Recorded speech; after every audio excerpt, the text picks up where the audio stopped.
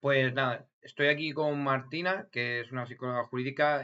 Vamos a hacer una entrevista, un par de preguntas sobre el entorno que tiene su labor y es para la asignatura de ámbitos profesionales. Y bueno, Marina, encantado de estar contigo. Te voy a lanzar la primera pregunta y la primera es que te presentes brevemente quién eres y a qué te dedicas. Pues mira, yo soy psicóloga sanitaria, quiere decir que empecé haciendo clínica y tengo el título de habilitación sanitaria y todo este rollo. Y además soy experta en psicología forense, acreditada por el Colegio de Psicólogos Nacional. Forense viene de foro. Ujú. ¿Qué quiere decir esto? Pues los forenses somos los que vamos a juicios, específicamente. La psicología jurídica es como más amplia. La psicología jurídica hace más cosas. Por ejemplo, un psicólogo jurídico puede ser el que está en la cárcel, atendiendo presos, o puede ser el que hace mediación. Pero los que vamos al foro somos los forenses. Claro, claro. Un poco sería como una especialización dentro de la especialización, ¿no? Es algo mucho más concreto de Exacto. lo que también como yo podría pensar, ¿no? Sí, exacto. Psicología jurídica es como muy amplio, un campo muy amplio. Es como si tú eres psicólogo sanitario y luego además te especializas, pues yo qué sé, en trastornos de depresión. Claro, Pues es claro, aún acotar más. claro, claro. Pero la gente cuando, como no tiene ni idea de lo que es un psicólogo forense, porque evidentemente no somos muchos, me preguntan cosas como, pero tú psicoanalizas a los muertos, tú ves cadáveres. Wow, Claro, ¿no? es que les han hecho mucho daño. Sí, Entonces, pues tengo que explicar que eso, que forense quiere decir que de foro, no de que destripemos gente.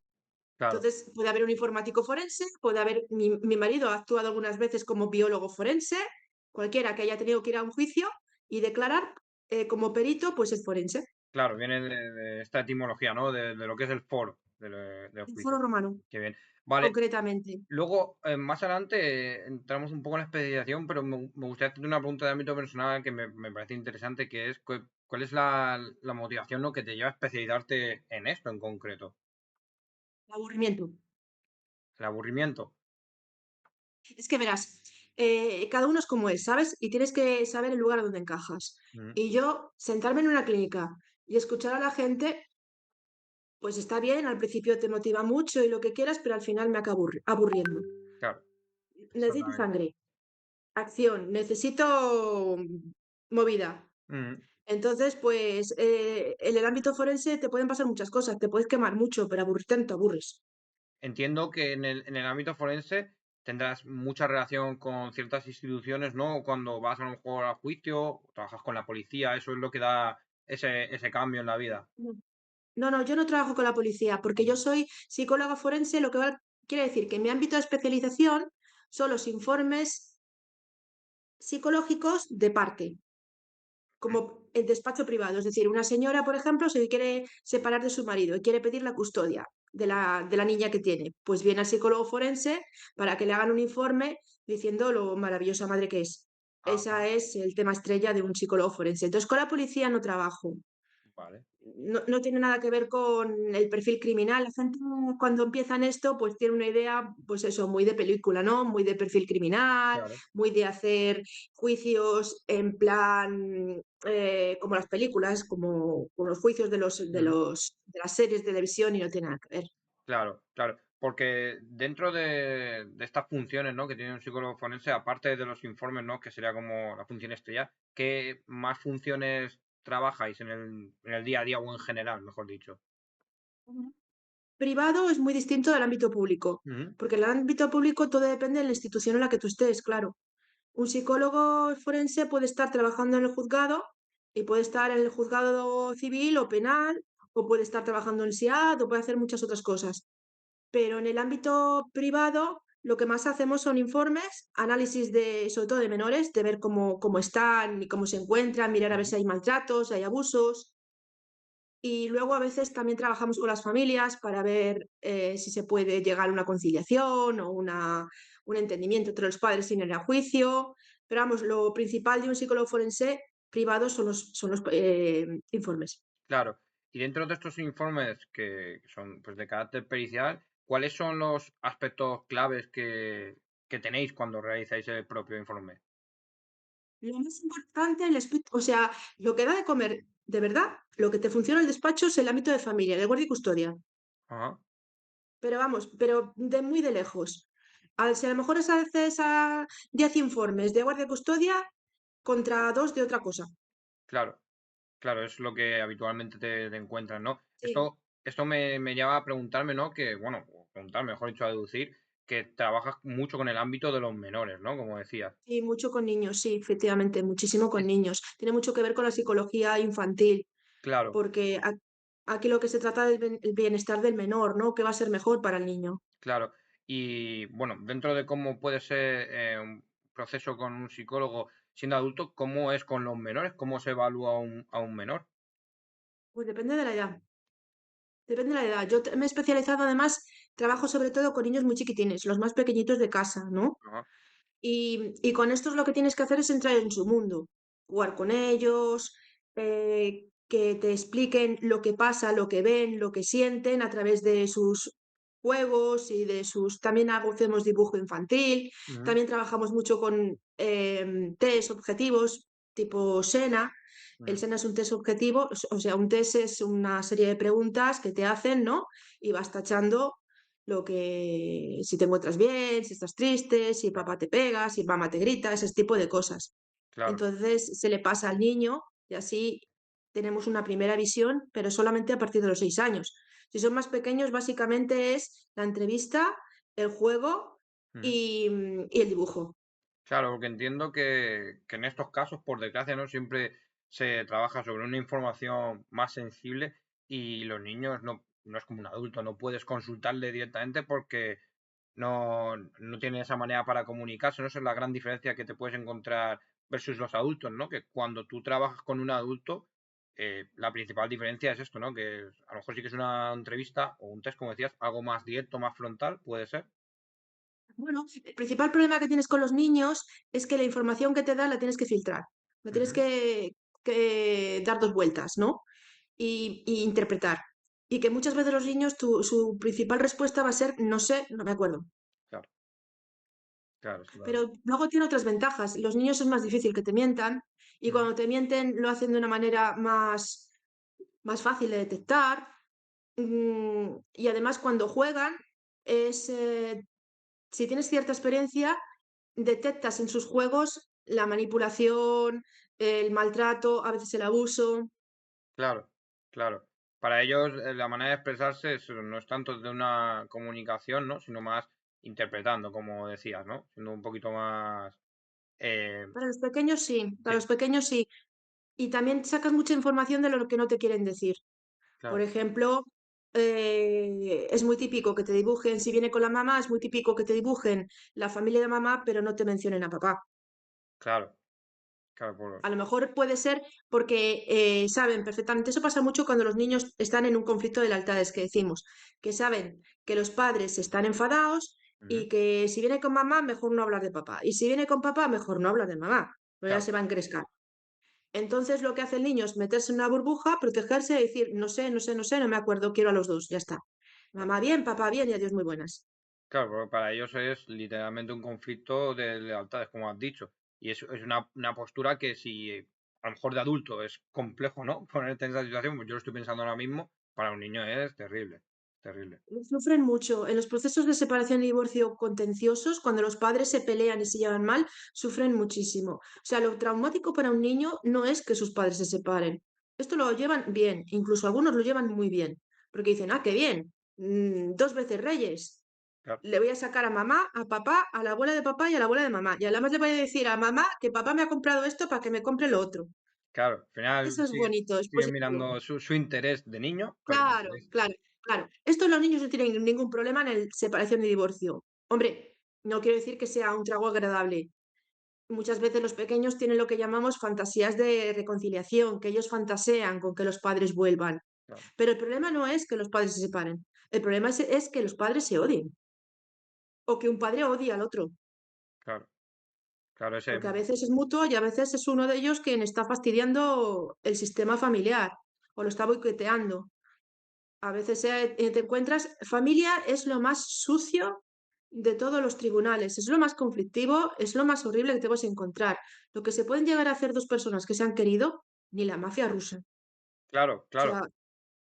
terrible. Violencia vicaria, abusos, manipulación de los menores, ponerles en contra de mamá, ponerles en contra de papá, hacer que odien a otro progenitor. Te encuentras cosas muy, muy, muy duras y muy sucias, muy sucias. Los niños sufren mucho. Por desgracia, por lo que me estás contando, el papel que tienen los menores es crucial, es fundamental. Esto no es una confrontación directa entre padre y madre, sino que es un triángulo en el que el menor se ve aplicado y precisamente parece ser que la peor parte se lleva, ¿no? Porque el psicólogo solo interviene en el caso de que haya un divorcio. Bueno, el psicólogo forense, cuando tiene que hacer un informe, es porque los dos padres se llevan bien y los dos quieren la custodia. Ujú. Hay discrepan en la custodia y el niño está en medio del tornado. Claro, Está que mamá y que papá. Si digo algo de mamá, se me enfada papá. Y si digo algo de papá, se me enfada mamá.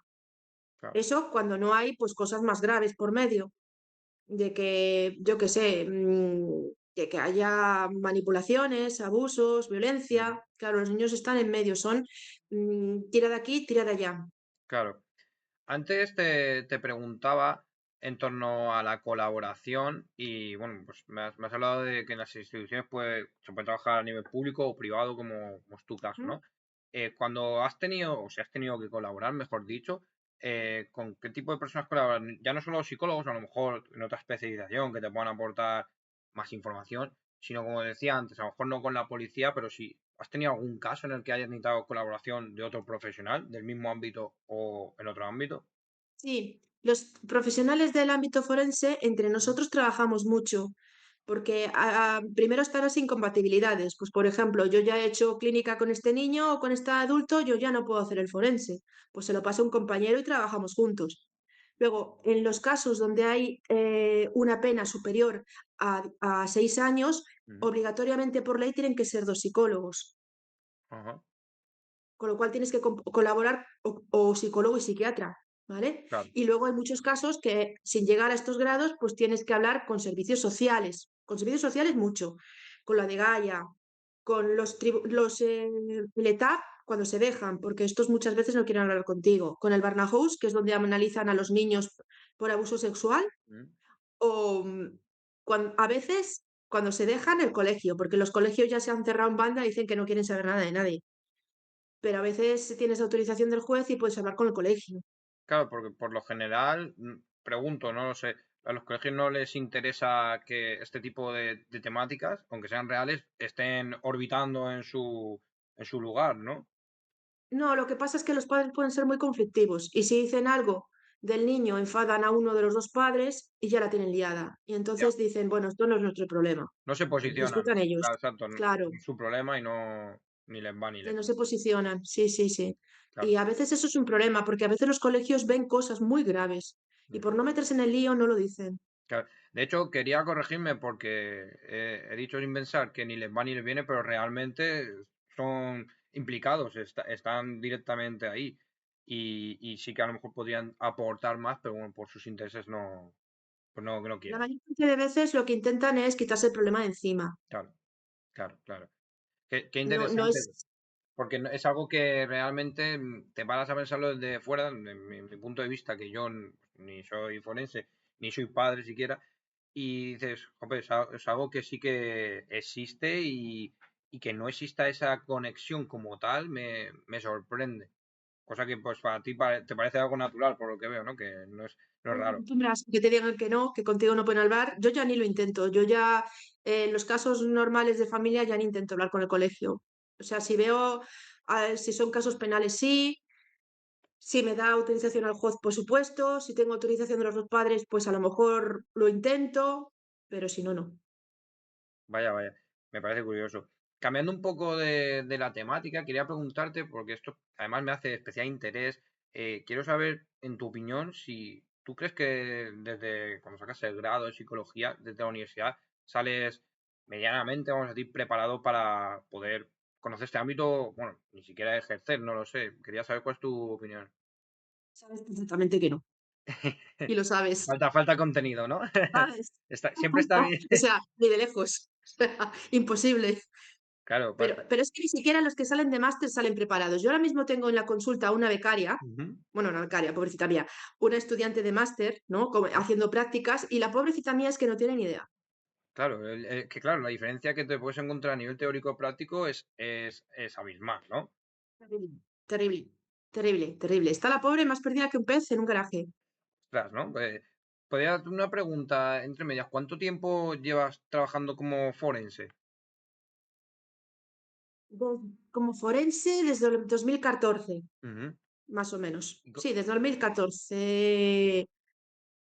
Y además con dedicación casi exclusiva a forense aproximadamente esa fecha. claro, antes me has comentado que venías de la clínica. Cuando migras, ¿no? De ámbito de la clínica a la forense, ¿te sirvió todo lo que tenías aprendido o fue un cambio muy, muy, muy abrupto? Bueno, o sea, es imprescindible saber algo de clínica, porque si no, ¿cómo abordas a los niños? Claro. ¿Cómo sabes si esta persona tiene un trastorno de personalidad? O sea, es imprescindible saber clínica. Si te Ujú. vas a dedicar a forense, aunque no seas clínico, aunque no tengas el máster sanitario, algo de clínica tienes que saber, Sí, claro. porque los trastornos están ahí. Es Ujú, imprescindible. El único problema cuando das el salto de clínica a jurídica es la empatía. ujú. ¿Tú conoces la serie del Doctor House? A lo mejor es muy joven y no la conoces. La conozco, mi novia es extremadamente fan, pero de momento estamos que no salimos de bucle de Friends. Que, que, que no- Vale, pues mira, el Doctor House tiene una frase que aquí es aplicable totalmente. Todo el mundo miente. Ujú, de verdad. Y cuando llegan a tu despacho, tienen un interés que no tienen en clínica. Tienen un interés espurio, tienen un interés material, la custodia, el dinero, la casa, lo que sea, ¿no? Pero tienen un interés. Entonces maquillan su realidad y nunca sabes si te están diciendo la verdad o te están tomando el pelo. Y la empatía es un gran enemigo. Claro, es que es algo que juega en tu contra más que a tu favor, como a lo mejor bro, se debería en la clínica. Sí, porque mira, te voy a decir un tema que es muy candente y muy espinoso, ¿vale? Ujú, Que es el de violencia de género. ujú, Bien, yo lo que voy a decir no es políticamente correcto, pero bueno, al fin y al cabo se va a quedar el académico, ¿no? ujú. Pero, por ejemplo, viene una señora con violencia de género, ¿no? Te cuenta la historia desde su perspectiva, desde su opinión, desde su vivencia, desde su realidad, que no tiene por qué ser ni, ni objetiva, ni... O sea, hay personas, hay mujeres que dicen haber padecido violencia de género y no es verdad. Algunas mienten y otras simplemente lo ven desde su punto de vista, pero tú lo analizas desde fuera y dices, bueno, es una discusión de pareja, no es exactamente que haya querido irte a maltratar. O ves hombres que quieren la custodia compartida, ves hombres, y a mí me ha pasado tener un hombre en custodia compartida para hacer el informe y descubrir que es alcohólico. Claro, Jolín, pues no, no puedo seguir adelante. Yo en ese caso llamo al abogado y le diga, mira, lo siento, pero no puedo seguir adelante porque este señor no le puede hacer un informe favorable, porque es un maltratador a lo mejor. Quiere la custodia por fastidiar a la madre. claro, claro, Claro, si yo detecto eso, pues mi ética me impide seguir adelante. lógico. Claro, es, es otra de la variable o de las extremidades que te puedes encontrar dentro de lo integral que es tu trabajo, no solo hacer los informes, ¿no? Sino tener una visión más dentro, como decíamos, de la clínica o de si éticamente es correcto o no. Esto me gusta porque lo tengo para el final de entrevista y te haré una pregunta. Pero sí que quería preguntarte en referencia a la formación, lejos de conocimientos técnicos, ¿no? ¿Cuáles son las competencias que tú crees que tienes que tener como forense? Porque, por ejemplo, me has dicho, la empatía, pues no te conviene, no tanto desde lo forense como, por ejemplo, en la clínica. ¿Cuáles son esas competencias más personales que sí que te pueden convenir a la hora de hacer estos informes? Pues hay dos fundamentales que la gente no tiene en cuenta. Para ser forense y ser un buen forense, tienes que saber hablar bien y escribir bien. ¿Podrías desarrollarme un poco más? Pues tienes que escribir informes y tienes que saber escribir. Claro. Y tienes que poder decir las cosas de 20 maneras distintas, porque el lenguaje importa mucho. Ujú, cómo dices las cosas, importa muchísimo. Y una frase mal dicha te puede llevar a un problema muy gordo. Entonces tienes que saber escribir. claro, Escribir es redactar, pero redactar bien, de verdad. Y por supuesto luego tienes que defenderlo. Y tienes que defenderlo en un tribunal, con lo cual tienes que saber hablar y poder hablar en público y poder hablar con propiedad y que se te entienda y con seguridad y que tu discurso sea firme y coherente. Y claro. esto es algo que mucha gente no tiene en cuenta, que hay un bagaje cultural detrás que necesitas y que no es exactamente el currículum, pero que está ahí. Sí, es cierto, muchos de a lo mejor los casos que yo podría pensar o dentro de mi profesión, yo lo veo que no todo es el conocimiento técnico, ¿no? Los años que llevo detrás, sino estas habilidades más personales como dices, no escuchar o escribir. Entiendo que lo comentas más bien para que no sean discursos subjetivos, ¿no? O capciosos que se vayan de un lado a otro, tiene que ser lo más No, objetivo posible. no, que va más básico. La mitad de la gente, y perdóname, pero a lo mejor los de la UOC no tanto, porque eso es gente mucho más adulta, más con Ujú, otro perfil. Pero yo doy clases en la universidad ujú, y mis alumnos no saben escribir. ¿Por qué no leen? claro, Y no saben decir dos palabras coherentes, ni aunque los mates. O sea, no tienen bagaje cultural. Y eso es un problema muy gordo cuando eres forense. claro, claro. Entiendo que esa nueva generación, ¿no? Como dices, no ha leído, no conoce a lo mejor los grandes clásicos. Pues yo tengo 31 años y sí que he tenido un poquito más de curiosidad. Y esto, cuando a lo mejor hablo con mi primo, que tiene 18 años, te sorprende cómo se explica, ¿no? Hay cosas que ni las entiendo, honestamente. Hacen comunicaciones, tienen gestos suyos que no sé ni lo que es. Entonces, creo que te refieres a eso, ¿no? Que una comunicación más simple es más efectiva. Daniel, déjame un momento que se me acaba la batería. Claro, sí, sí, sin problema. Y no he cogido el enchufe. Adaptar se está perdiendo. Ujú. Y claro, un psicólogo forense que no sabe redactar, pues hará unos informes muy malos. Mira, me gusta que da esta respuesta porque tenía por aquí anotado una pregunta sobre el futuro forense. Lo voy a adelantar porque creo que me viene muy bien. A colación de todo lo que trae la inteligencia artificial, ¿no? Que es un gran procesador de información y muchísimos estudiantes lo utilizan para redactar. ¿Tú qué crees que le viene al futuro dentro de tu ámbito, ¿no? El forense, porque si los jóvenes no saben redactar y están apareciendo este tipo de herramientas tan potentes, ¿qué crees que le puede llegar a esperar a la psicología forense? Pues verás, será una criba muy grande y será una forma de cribar a los mejores, porque la inteligencia artificial es muy útil. En el ámbito forense, por ejemplo, te puede servir para hacer un resumen de un montón de documentación que te presenta el cliente. Te presenta a lo mejor, bueno, un caso penal, fácilmente llegamos a las 600 páginas. ¿Mm? Para eso la inteligencia artificial es fantástico.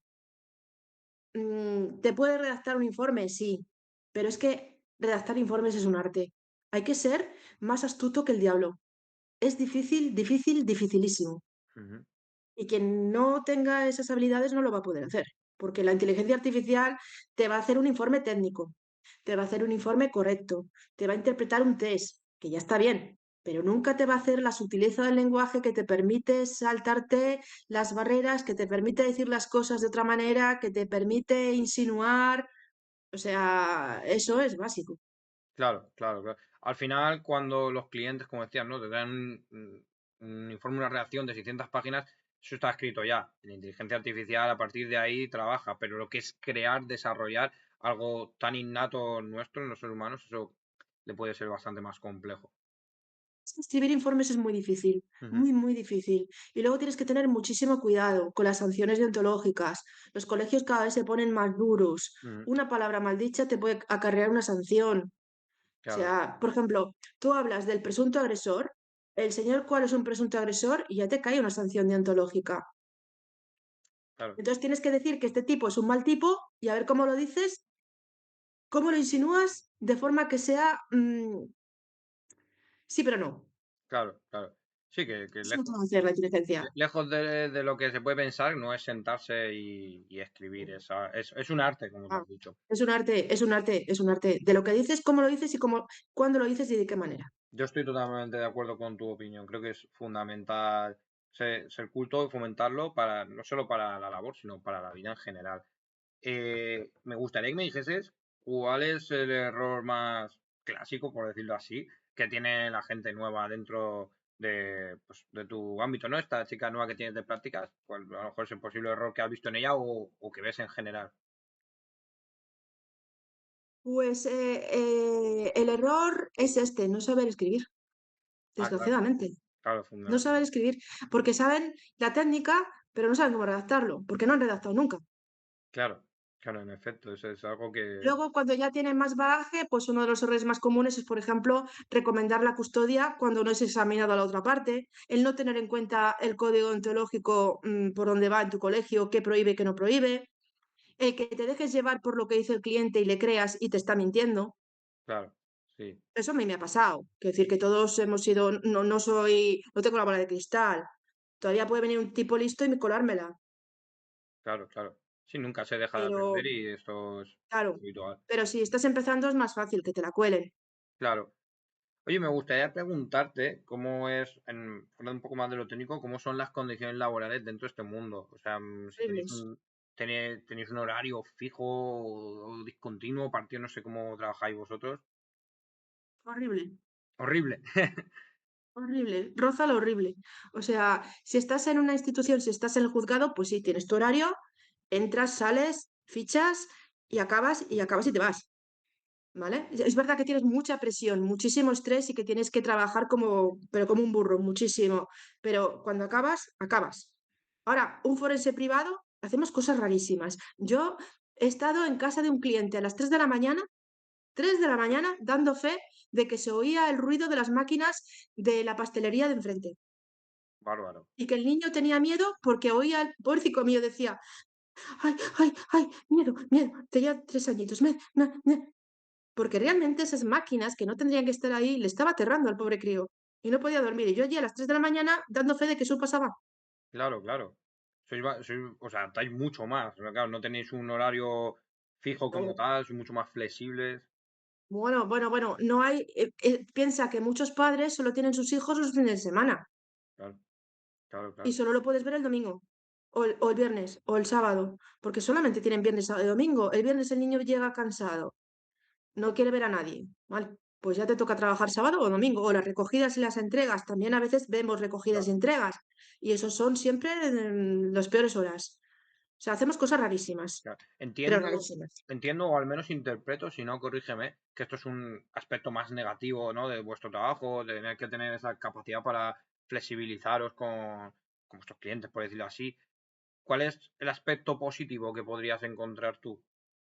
Bueno, cuidado, para mí es un aspecto positivo, porque yo odio la rutina. Sí. Entonces, como yo soy fácil de aburrir y enseguida, si todo es igual, siempre me canso Ujú. mucho, pues para mí que sea tan inestable es, es positivo, me Claro, anima, pues si claro. no me aburro. Pero eso es porque yo soy así. Exacto. Bueno, sí, eso es tu caso. Yo lo compartiría seguro. Y es interesante. Es un tipo de trabajo versus a lo que sería más en la institución, más estable, más tranquilo, más normativo, digamos, ¿no? Sí, más normativo, también más presión, ¿eh? Porque tienes que adaptarte a los horarios, porque tienes una presión de trabajo brutal, porque tienes al juez que te manda, Ujú. tiene sus pros y sus contras. La Claro, parte negativa de ser forense es cuando no cobras, cuando te faltan el respeto, claro. mucho, muchísimo, cuando al contrario se enfada y te amenaza, cuando tienes denuncias al colegio profesional, que hay muchísimas porque se han enfadado contigo, eso es lo peor. ¿Esto en el aspecto privado se ve más habitual que en el público? Sí, claro, seguro, estamos muy desprotegidos, porque una persona que trabaja en juzgado, el juzgado va a proteger a los suyos, seguro. Claro, claro, lógicamente. Y, por ejemplo, en tu caso, tú tienes un lugar donde trabajar, ¿no? Un despacho. Sí, sí, Pero sí, un despacho en Reus. ¿tienes compañeros que no? Que simplemente trabajan independientemente. Sí, tengo compañeros que no tienen despacho, de hecho yo empecé así. Claro. Cuando necesitan un despacho lo alquilan por horas y luego como yo, por ejemplo, cuando trabajo mucho con niños pequeños, a mí me gusta verlos en su casa, Ujú. porque siempre digo que es como ver a los linces, irte a estudiar los linces al zoo. Claro. Están en Entonces un yo, sitio. a mí me gusta verlos en su ambiente natural y ahí es cuando veo si realmente hay un lazo afectivo adecuado con la persona que examino. Claro, Porque ahí no me va a mentir. Si el niño tiene hambre y le dice ¡Mamá! Pues eso no se puede replicar en el despacho. exacto. Que- Entonces, pues para eso no necesitas un despacho, necesitas unas horas, pero la mayor parte del trabajo lo haces fuera. O estás en el juzgado, o estás en casa de alguien, o estás viendo o observando recogidas o entregas. O sea, haces muchas cosas que no son exactamente despacho. Y la parte de despacho siempre puedes alquilar unas horas y ya está. Yo creo que mucha gente empieza así, claro, más o menos con lo que puede y de la manera que puede. claro. Al final, aunque tengas un despacho, como es tu caso, siempre pues te toca moverte, ¿no? Porque hay cosas que son irreplicables, como lo que has dicho, ¿no? El contexto donde un niño se Para puede mí sí. encontrar. Claro. Para mí sí. A otros compañeros te lo discutirán, ¿eh? Ah, Porque esto es controvertido. Y te dirán que, claro, que cuando vas a casa del niño condicionas al menor. claro, Tiene sus pros y sus contras. Pero a mí sí me gusta verlos en su ambiente, en su habitación, que me enseñen sus juguetes, porque me da la impresión de que así es menos intrusivo, de que les hago menos daño, de que mm, es más iatrogénico, no es tan invasivo. claro, sí, sí. Se ve un aspecto más natural de la situación. Creo que también cuando tú llevas a un menor a un despacho que ni siquiera entiende la situación, puede ser muy frívolo y muy incómodo y no promueve lo que quieres, ¿no? Que es entenderle y desde un punto tanto humano y honesto, ¿no? Vale. Además, Bueno, sí que tienes que ser muy frío y lo hacen así cuando son credibilidades. Es decir, cuando el niño te va a contar un abuso, te va a contar un maltrato, sí que tienes que ser muchísimo más frío ujú, y tienes que ser muchísimo menos agradable, claro, porque no puedes condicionarle al niño. Entonces, digamos que entonces sí que le sientas en la mesa y le preguntas. Pero si no, si es una cosa de familia, pues que el niño esté a gusto, me parece imprescindible, porque es que sufren tanto. claro. De hecho, con lo que me está diciendo, claro, me hace pensar que hay algunas situaciones o dilemas que se tratan un poquito más frontales, ¿no? Como lo que has dicho, y otras en las que pues dejas que fluya para que la información vaya saliendo tranquilamente y Ujú. natural. Mira, Sí, exacto. me gusta este tema porque quería preguntarte cuáles son los dilemas éticos tanto más frecuentes que has visto y a lo mejor alguno que tú hayas podido sorprenderte y decir, nunca he visto algo así. Problemas éticos tengo muchos, porque hay situaciones que hay gente que no tiene no le da tantas vueltas a las cosas. Yo soy de darle muchas vueltas. Si viene un papá, yo me planteo si este va a ser de verdad un buen papá. Ujú. Y claro, cuando no lo tengo claro, cuando mi cliente tiene la razón, yo a muerte. Pero cuando no estoy segura de que mi cliente tenga razón, lo paso fatal. Ostras, ¿y Porque no sé. cómo lo gestionas esto? Porque al final, siendo un cliente contigo, tú trabajas con la honestidad con él y lo dices claramente o esperas a tener más pruebas para resolucionar. Pues es complicado. Lo primero que tienes que darte cuenta es que no eres juez, tú no juzgas. En efecto, Entonces tú llegas hasta donde puedas llegar con la honradez. O sea, tú pones sobre la mesa lo que hay y hasta dónde puedes llegar a favor del cliente y hasta dónde pasas una línea. Cada uno pone la línea donde puede o donde quiere. claro. No es un tema sencillo, desde luego. Claro, es precisamente será la temática más compleja de vuestra profesión, ¿no? ¿Dónde pone cada uno la línea y si esa línea uno está dispuesto a rebasarla en algunas situaciones o no? Yo quería preguntarte si en alguno de los casos que has tenido eh, en el que se ha violado a lo mejor una situación, tú el secreto profesional consideras que se debe rebasar esta línea en algún caso en concreto.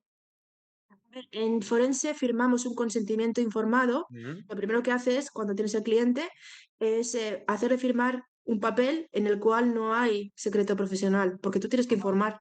Ah, vale, vale, pues nada, es más claro imposible. Lo cual Claro. me da bastante tranquilidad y me aplica bastante lógica a la situación, ¿no? Porque si no, era muy difícil que tanto tú pudieses trabajar correctamente, porque la gente, por lo que me comentas, en forense viene con mucho interés. Por ejemplo, Claro. hablábamos al principio, ¿no? En la clínica la gente viene con malestar, con dolencias, problemas, que una solución. Aquí lo que quiere es un servicio. Habrá gente de todo, ¿no? Exacto. Evidentemente, pero Sí, sí. claro, claro, Así es, totalmente. claro. Entonces, bueno, tú conservas el secreto profesional, tienes la obligación de conservar el secreto profesional en aquellos ámbitos que no afecten al objeto del informe. Por Ujú, ejemplo, te pongo un ejemplo muy claro. ujú, Me viene el Papa y me dice que ha estado con 50 mujeres y que no lo sabe su ex, pero que ha sido, vamos, un picaflor. Bueno, a mí no me importa. ¿Ha sido buen padre? ¿Es buen papa? Porque todo lo demás me es inútil. O sea, ¿para qué voy a poner yo en el informe que ha tenido 50 amantes? Si esto no es relevante y le puedo hacer daño. En ese caso me lo callo, porque eso sí es secreto profesional, porque no es relevante información. Ahora, si descubro que es esquizofrénico, claro. Entiendo que más que un secreto profesional, en vuestro caso hay un juicio profesional que aplicar. Mm, pues sí, es complicado. Sí, sí, efectivamente. Por mucho que no te digan que tú no eres juez y que no tienes que ser tú quien valore, pues sí que valoras, claro. claro, sí, sí. Me refiero al hecho más de, como tú dices, ¿no? Pues esto no es relevante, no se debe aplicar. Luego cada uno en su casa tiene su propio código, interpreta, pero en lo que la profesión no tiene que ver. También quería preguntarte que si en ciertas situaciones en las que, por ejemplo, en el tema de los menores, el interés del menor está en conflicto con las decisiones judiciales, ¿vosotros intervenís o lo dejáis pasar o cómo funcionáis en estos casos? A ver, una vez el juez ha dictado una sentencia, eso es la ley de Dios. O sea, tú no puedes ir en contra de una sentencia judicial. Claro, si tú ves algo relevante, informas al juez Ujú, y le dices, ha pasado esto. Y intentas contactar con la oficina judicial y explicas, y escribes y dices. ujú, Pero ir en contra de una sentencia judicial, en principio, no. O claro, sea, tú puedes hacer un informe y decir, esta situación no está yendo bien, pero la ley se tiene que cumplir, claro. claro, porque efectivamente es la última palabra y al estar aplicado no tiene sentido, ¿no? Ir en contra de un juez, puesto vuestra labor Exacto. termina antes de, o sea, en el momento que el juez dicta sentencia. Imagínate que tenemos una sentencia de guardia custodia, ¿de Ujú, acuerdo? Que el niño se ha ido con el Papa y se ha ido el fin de semana y vuelve y vuelve con moratones. ujú, Y el niño explica que el Papa le ha pegado. Pues lo que hay que hacer es un informe y una denuncia. claro, Pero lo que no puedes es tomarte la justicia por tu mano. Si lo ves muy grave, yo he visto situaciones muy agudas en las cuales pues he tenido que hablar con Degaya y decir intervenid porque esto se pone negro negro y aviso servicios sociales. claro.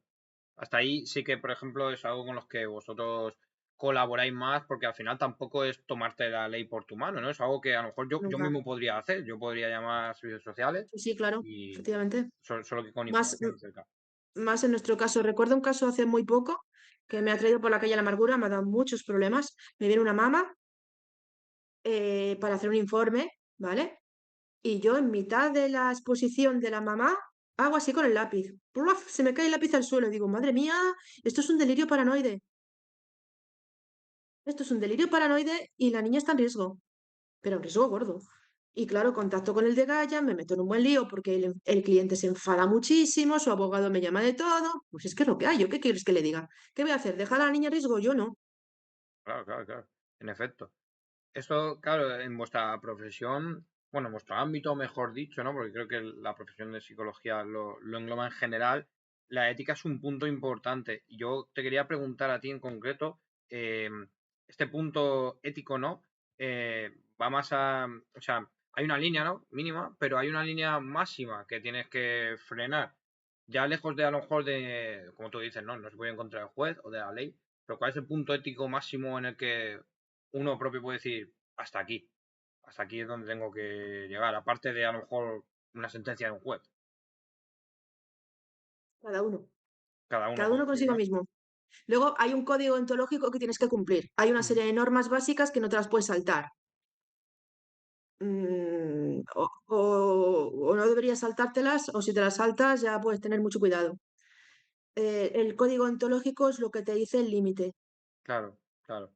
pero en realidad eres tú contigo mismo donde pones el listón.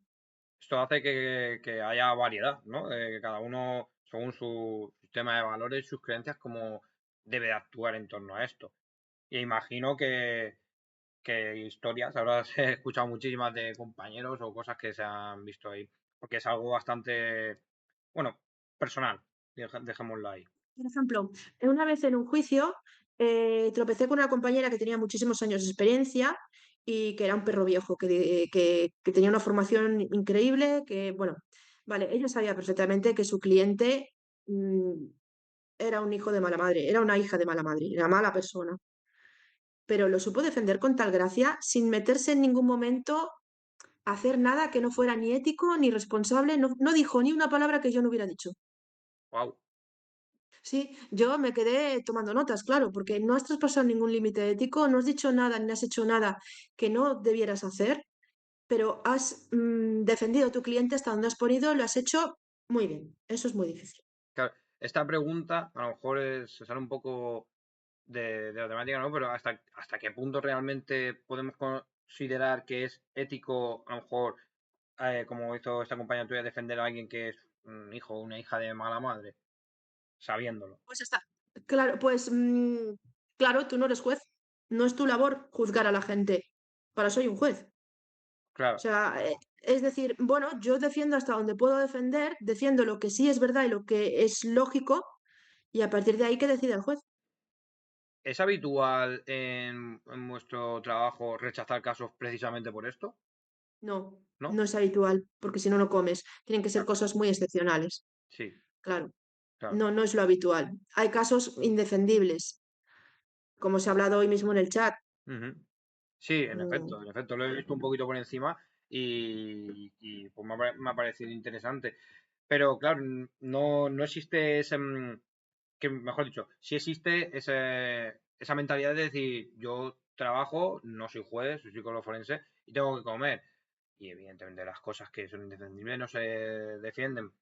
Pero me sorprende, ¿no? Porque vosotros que pues traes la experiencia y el ojo clínico, tú puedes decir, bueno, esto no choca con mi sistema, ¿no? De creencias, de valores y a lo mejor a mí por falta de experiencia me cuesta dividirlo, ¿no? O sea, salir de lo que personalmente o moralmente me podría parecer bien o mal para ejecutar el trabajo como tal. mira, ¿sabes lo que pasa? Que el bien y el mal son muy relativos y Sí, el quién tiene razón y no es muy confuso. Porque dos personas pueden odiarse a muerte, pueden decir dos relatos completamente diferentes y ambas tener razón. es cierto. Entonces es darse cuenta de que no tienes la verdad absoluta. A mí personalmente eso me cuesta, tengo una vena Juana de Arco importante, ¿no? Pero, pero realmente no es tu trabajo juzgar y eso lo tienes que tener muy presente. Claro, Claro, hay casos que no, es no. Si tú ves que el abuso, si viene un señor a defenderse de un abuso sexual, pasas la entrevista de credibilidad o pasas la entrevista del equipo técnico y dices, ostras, este es más culpable, es que lo ha hecho. Pues yo no sigo adelante. claro, claro. Pero eso ya, claro, tú pasas un criterio técnico, hay una entrevista, una serie de puntos que tienes que valorar, si se cumplen o no se cumplen.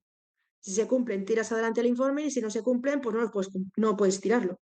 Sí, porque ahí técnicamente es indefendible. Claro. Claro, claro. Es sutil, es complejo, es muy sutil y muy complejo, ¿no? Ujú. Interesante. Oye, pues Martina, yo que te quería hacer una última pregunta para terminar, y esta a lo mejor le viene bien a la chica que tienes ahí de prácticas, ¿no? Que es, ¿cuál es el consejo que nos das a, bueno, a los que estamos aún por terminar y decidir y a los que ya están de prácticas en este ámbito? Dedicáis al macramé, Al macramé. que es una profesión con un gran futuro. Yo estoy segura de que va a volverse a llevar las prendas de ganchillo y va a tener una gran salida profesional. Que esto da muchos dolores de cabeza y no sé si os vale la pena meteros. Oye, tenemos que también sacar otras habilidades, no va a ser todo estar siempre pensando y hacer cosas más manuales. Oye, pues yo me tomo nota también, por si acaso vuelve a la moda, hay que Yo sacarlo estoy ahí. convencida. Yo estoy convencida de que va a volverse a poner de moda todo aquello que no se pueda fabricar en serie. Oye, es una gran reflexión, tienes razón, porque tiene un valor, todo lo tradicional tiene un valor añadido. Pues me lo apunto por si acaso vuelve la moda. Y nada, Sí, Martina, sí. oye, yo me voy a despedir. Te agradezco mucho que hayas hecho la entrevista porque no solo ha sido una entrevista espectacular, me ha parecido muy interesante todo lo que has dicho. Y pues quién sabe, a lo mejor en 4 años, si estoy por Reus, pues igual me paso por allí a que me des algún consejo. ¿En Alicante? Yo soy de Alicante, sí. Yo Bueno, vivo en Alicante. Ujú. estamos cerquita dentro de lo que es la costa, un poquito más Ujú. dentro, pero no estamos tampoco en otro lado del mundo. Así que, oye, muchas gracias por todo y voy a Vale, terminar. pues que tengáis mucha suerte en el trabajo, ¿de acuerdo? De verdad, muchas gracias. Venga, Chao. pásame la grabación cuando